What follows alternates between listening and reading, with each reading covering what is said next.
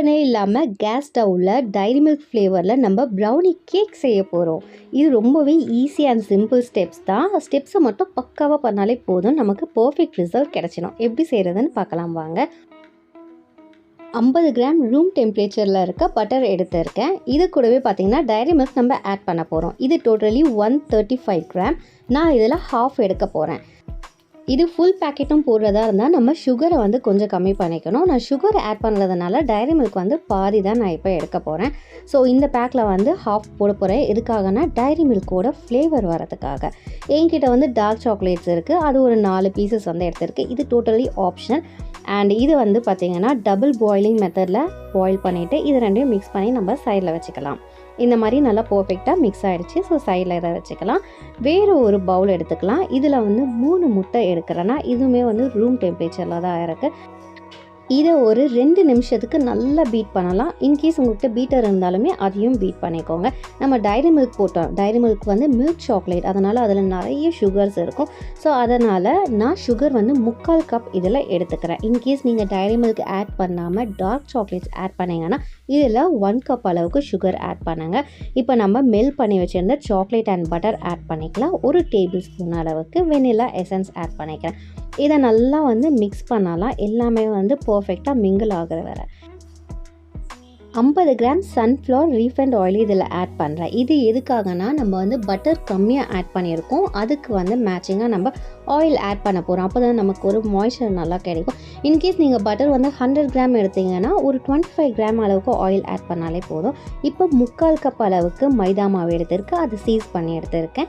1/4 cup அளவுக்கு cocoa powder, 1 table spoon baking powder. Baking powder totally optional தான், வேணான்னா விட்டுடலாம். இதெல்லாம் நல்லா சீஸ் பண்ணிவிட்டு நம்ம ஆல்ரெடி ப்ரிப்பேர் பண்ணி வச்சுருந்தால அந்த எக் மிக்சர் அது கூட சேர்த்து நல்லா வந்து லைட்டாக மிக்ஸ் பண்ணிக்கலாம்.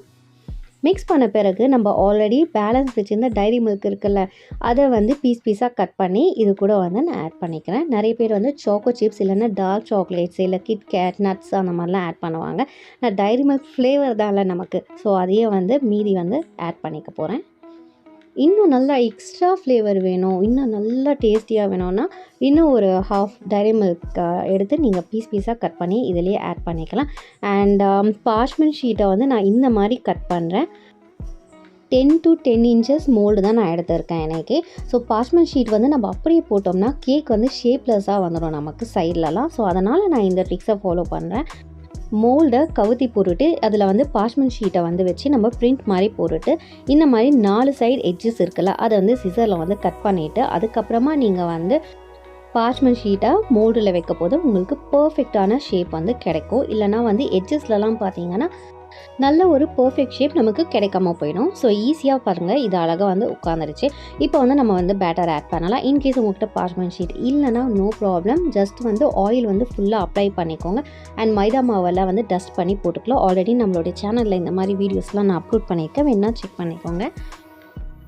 ஸோ ஈக்குவலாக போட்டு ஹாஃப் சைடில் பார்த்தீங்கன்னா கிட்கேட் நான் போட்டிருக்கேன். மீதி ஹாஃப் சைடில் வந்து நான் வால்நட் வந்து ஆட் பண்ணியிருக்கேன். ஒரு பெரிய பேனில், அதாவது வந்து நம்மளுடைய மோல்டு வந்து நல்லா உள்ளே போய் செட் ஆகிற அளவுக்கு வந்து ஒரு பேனில் வந்து சால்ட் போட்டு அதுக்கு மேலே வந்து ஒரு ஸ்டாண்டு வச்சு அதுக்கு மேலே தான் வந்து நம்ம மோல்டை வைக்க போகிறோம். ஸோ மோல்டை வச்சு லோ டு மீடியம் ஃப்ளேமில் வந்து ஒரு 50 to 60 மினிட்ஸ் அளவுக்கு வந்து நம்ம பேக் பண்ணி எடுக்க போகிறோம் ஸ்டவ்வில்.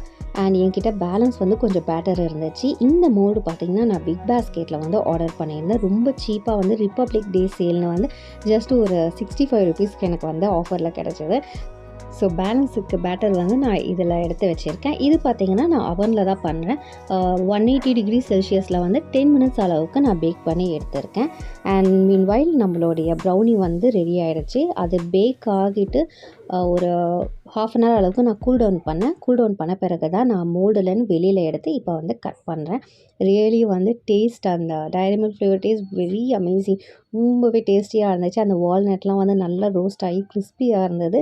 ஸோ நீங்கள் இதை கண்டிப்பாக ட்ரை பண்ணிங்கன்னா எனக்கு ட்ரை பண்ணேன் அப்படின்னு சொல்லிவிட்டு எனக்கு கண்டிப்பாக கமெண்ட் பண்ணுங்கள். இந்த அளவுக்கு ப்ரௌனி நம்ம ஆர்டர் பண்ணோன்னா கிட்டத்தட்ட ஒரு 800 ருபீஸ் ஆச்சும் ஆகும். ஏன்னா இதோடைய வெயிட் பார்த்தீங்கன்னா கிட்டத்தட்ட ஒரு 1 kg + 3 கப் கேக் மாதிரி வேறு நம்ம பண்ணியிருக்கோம். Cup brownie sorry. ஸோ இந்த மாதிரி வந்து வீட்டில் செஞ்சு மணி வந்து நீங்கள் சேவ் பண்ணுங்கள். தேங்க்யூ ஃபார் வாட்சிங்.